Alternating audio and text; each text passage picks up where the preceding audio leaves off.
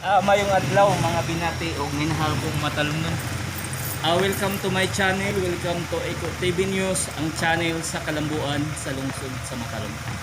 Alang sa kasayuran sa tanan, mauna na itong bagong rescue nga sakinan para in case of emergency, mauna atong magamit para mo kuantas mga emergency nga mga kanang nangabangga nga na ba.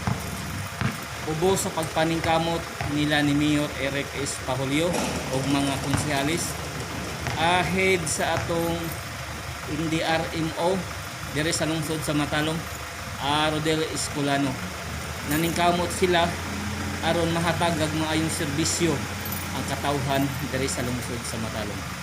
Balikon ko, ato kayong suportahan ang administrasyong kanunay headed by to our beloved Mayor Eric S. Pahulio o mga konsehalis para magpadayon ang kalambuan sa lungsod sa Matalom.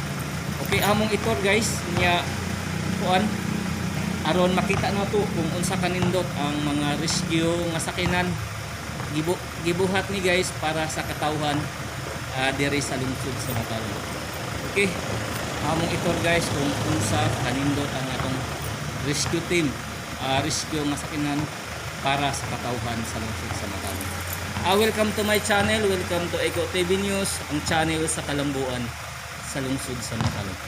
Eco Live diri sa Municipality of Matalom, di kalidad nga serbisyo ang mahatag ko kaninyo Matalom. Okay guys,